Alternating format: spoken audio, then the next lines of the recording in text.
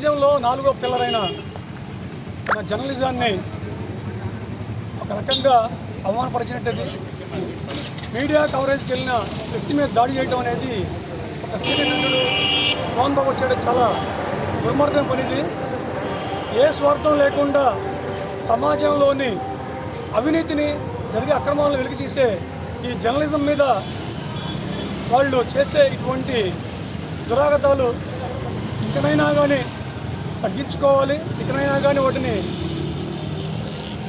ఖండించాలి.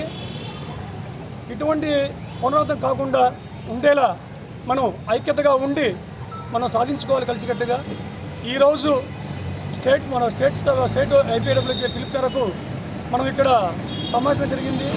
ఈ దాడిని ఖండిస్తూ ర్యాలీ చేశాము. ఈ యొక్క ర్యాలీలో పాల్గొన్న ప్రతి మిత్రుడికి కూడా ధన్యవాదాలు తెలుపుకుంటున్నాను. Thank you.